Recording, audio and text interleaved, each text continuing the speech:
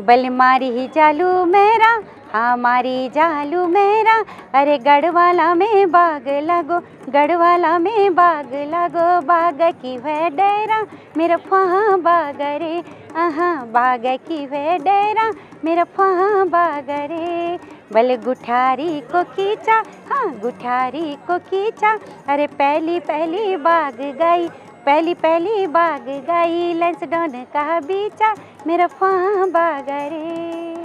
आज हमारे साथ उत्तराखंड के सुप्रसिद्ध गायिका जिन्हें कोकिला स्वर के नाम से भी जाना जाता है, कल्पना चौहान जी हमारे साथ हैं। कल्पना जी बहुत बहुत धन्यवाद आपका। धन्यवाद। कल्पना जी कैसी आपकी जर्नी रही, आप ये 30-35 सालों की जर्नी जो है कैसी रही आपकी एज ए सिंगर? आपने उतार चढ़ाव, काफ़ी उतार चढ़ाव देखे लाइफ में, तो कैसा रहा आपका ये सफ़र? हाँ, ये तो सभी जानते हैं कि मैं हमारे उत्तराखंड की लड़कियों को आगे आने में बड़ी दिक्कत होती है, लेकिन मैं बड़ी खुशी होती है मुझे कि मैं विगत 35-40 के बीच में मैं मंचों से जुड़ी हुई हूँ। और मैं बॉम्बे से हूँ, क्योंकि मेरा बॉर्न है जो बॉम्बे का है, हूँ मैं उत्तराखंड से, लेकिन जन्म मेरा बॉम्बे से हुआ है।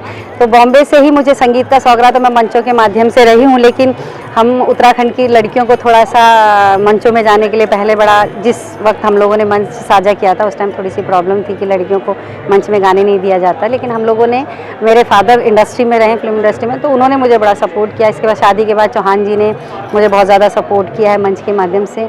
रही संघर्ष तो बहुत बड़ा रहा है हम लोगों को, क्योंकि बड़े बड़े दिग्गज कलाकार थे उस टाइम, जैसे नरेंद्र सिंह नेगी जी हो गए, हीरा सिंह राणा जी हो गए, और हमारे चंद्र सिंह राही हो गए, गोपाल बाबू गोस्वामी जी हो गए।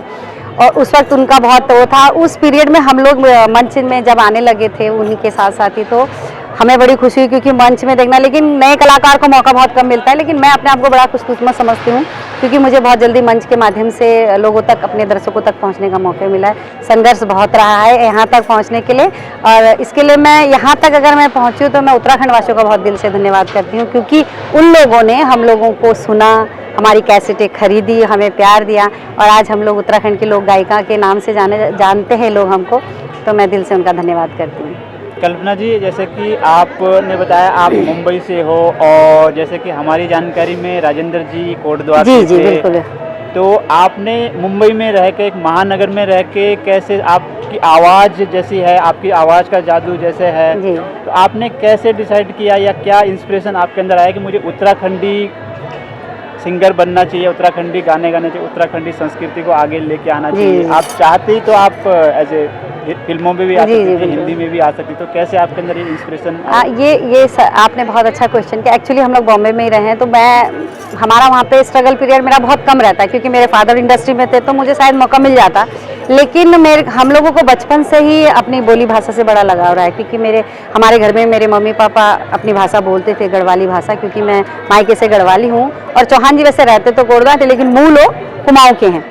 तो मैंने सबसे पहले फिर उत्तराखंड के जो कार्यक्रम मैंने मुंबई से स्टार्ट किया था, और लकली मेरी मुलाकात चौहान जी से कोटद्वार के कार्यक्रम में हुई थी। इसके बाद हम लोगों ने लव मैरिज करी है मैंने, तो फिर इसके बाद उनके साथ मेरा बड़ा संघर्षपूर्ण रहा है ये संगीत का सफ़र। लेकिन उन्होंने मुझे इतना साथ, उन्होंने बढ़ावा दिया मुझे म्यूज़िक से, कि उन्होंने मुझे कभी पीछे करने की कोशिश नहीं की, और उनकी वजह से शायद मैं आज तक इन मंचों पे पहुंच सकी। क्योंकि हो सकता है अगर मेरी शादी किसी और से होती तो शायद मैं आज कल्पना चौहान नहीं रहती, लेकिन वो म्यूज़िक से जुड़े रहे तो मुझे भी गाने का मौका मिला और आगे आने का मौका मिला है, तो बहुत अच्छा लगता है। कल्पना जी, आपकी एक एल्बम आई थी 12 मास, जी, और बहुत सुपर डुपर रही है वो। इवन गढ़वाली नहीं, उसको पंजाबी हो, मराठी हो, सभी सुनते हैं, और हर ऐसी कोई शादी नहीं है जिसमें वो गाना नहीं चलता, बेडूपा को 12 मास। तो उससे आपको कितना जोश मिला? आप नहीं, मुझे एक्चुअली क्या है कि सिंगल गाने हर कलाकार गाते थे, तो मैं और चौहान जी हम लोग एक दिन ऐसी मैं टीवी देख रही थी, तो मुझे पंजाबी रिदम बीट में, और मैंने देखा कि पंजाब की जो एक सिंगर्स थे वो बहुत अच्छे से कड़ी बाई कड़ी अपने जो लोकगीतों को गा रहे थे। तो चौहान जी और हम लोग बैठे हुए थे, उन्होंने मुझसे कहा, कल्पना हम इसको गढ़वाली में नहीं कर सकते? तो फिर मैंने इसे गढ़वाली और कुमाऊनी दोनों भाषाओं में किया था। तो वो एक थोड़ा सा रिदम हम लोगों ने उसमें थोड़ा सा बढ़ा के किया था, क्योंकि पहले थोड़ा सा सीमित रहा है हम लोगों का संगीत। तो उस टाइम हम लोगों ने हर चीज़ का एक्सपेरिमेंट किया था। तो मैंने 12 मास का भी एक्सपेरिमेंट किया था, क्योंकि मैंने अपनी मम्मी लोगों से बहुत सारे गाने ऐसे सुने थे। जब हम लोग हर साल पहाड़ों में जाते थे तो मैं गीतों को सुनती थी, लोकगीतों को। तो मैंने और चौहान जी ने मिल के फिर उन लोकगीतों की कड़ी बनाई और तब मैंने 12 मास को गाया था। और मुझे बड़ी खुशी होती है कि उस 12 मास के कम से कम 7 भाग गए और लोगों ने उसे बहुत पसंद किया था।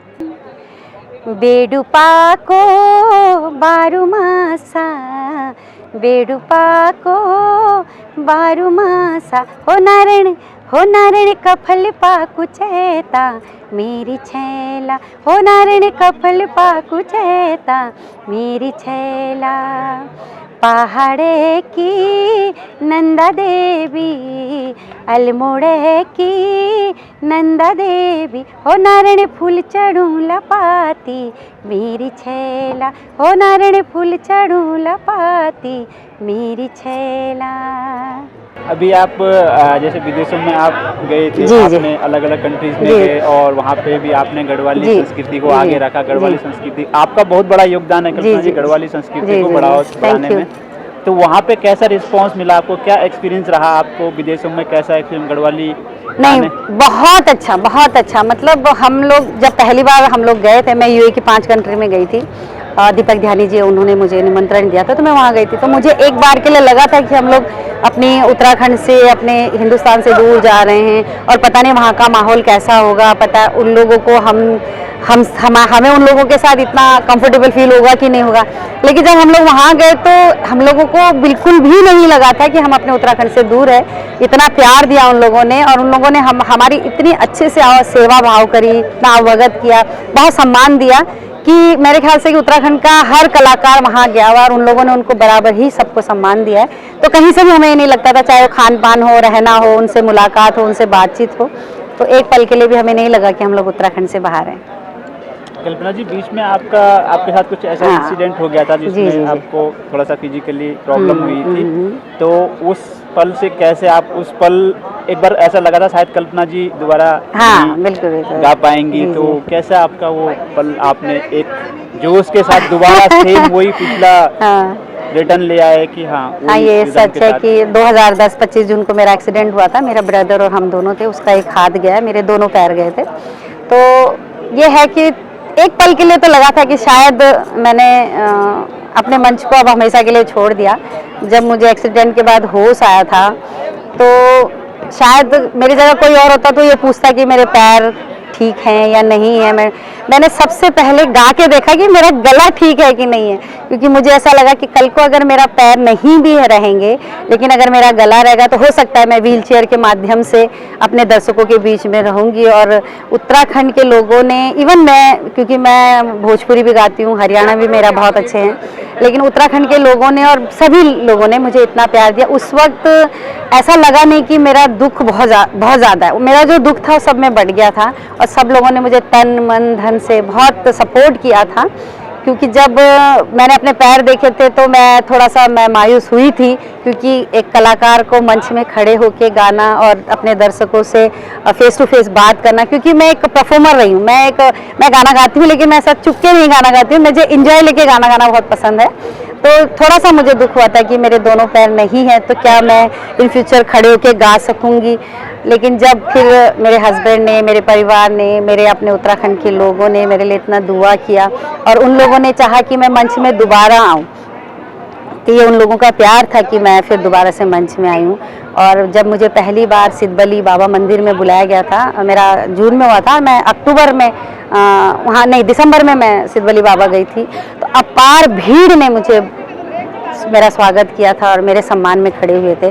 तो तब मैं व्हील चेयर में थी और मुझे याद है आज भी कि क्योंकि मैं गई तो मैं स्ट्रेचर में गई थी यहाँ से, लेकिन जब मुझे व्हील चेयर में बिठाया गया तो मेरे जितने जो, ये मेरा दूसरा पैर ग्राफ्टेड है एक्चुअली, आधा नीचे से ऊपर तक पूरा ग्राफ्टेड है, तो कट जाता है, लेकिन वो अमेरिका से वगैरह से सारे डॉक्टरों ने उसको ग्राफ्ट किया तो पैर ठीक था, लेकिन नहीं के बराबर है वो। उसमें से ब्लड सारा रिसा। लेकिन एक कलाकार जब मंच में चढ़ता है तो फिर वो भूल जाता है कि मेरी क्या तकलीफ है। तो मुझे याद है आज भी कि उस दिन मैं व्हील चेयर में ढंग से बैठ भी नहीं पा रही थी, लेकिन फिर भी जब दर्शकों ने मेरा इतना ज़ोरदार स्वागत किया तो मैं मंच में फिर मैंने उनके लिए गाना गाया था। शायद अगर संगीत नहीं होता मेरी लाइफ में, या मुझे गाने का शौक़ नहीं होता, या मुझे को अपने उत्तराखंड के लोग प्यार नहीं करते, तो मैं लुप्त हो जाती, शायद मैं हिम्मत हार जाती। लेकिन बस एक संगीत की वजह से ऐसा था कि मुझे एक रहा दिल में कि नहीं, मुझे कुछ करना चाहिए। पैर ही तो गए हैं मेरा गला तो अभी है, तो मैंने वही हौसला अपना रखा, बनाए रखा, मतलब मैंने अपने हौसले को तोड़ा नहीं।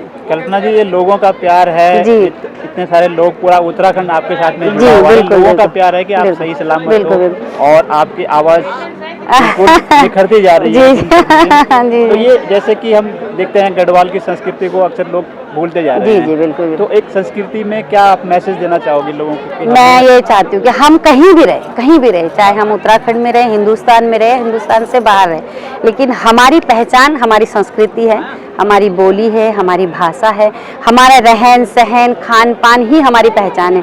अगर आज हमें लोग जानते हैं तो उत्तराखंड के नाम से जानते हैं, और हमें भी, हम अगर उत्तराखंड के, तो हमें सबसे पहला हमारा ही फर्ज बनता है कि हम अपने उत्तराखंड को आगे बढ़ाएं, हमारी अपनी संस्कृति को। जिस प्रदेश की अगर संस्कृति मजबूत रहेगी तो उस प्रदेश का नाम बड़ा अच्छा होता है, उसको लोग जानते हैं, पहचानते हैं। मुझे याद है कि आज भी, पहले हम लोग पंजाबी गानों में बहुत डांस करते थे, लेकिन आज जितने भी छोटा भी अगर फंक्शन है और बड़े से फंक्शन तक हमारे उत्तराखंड के लोक कलाकारों के गाने बजते हैं, तो ये हम लोगों की उपलब्धि है।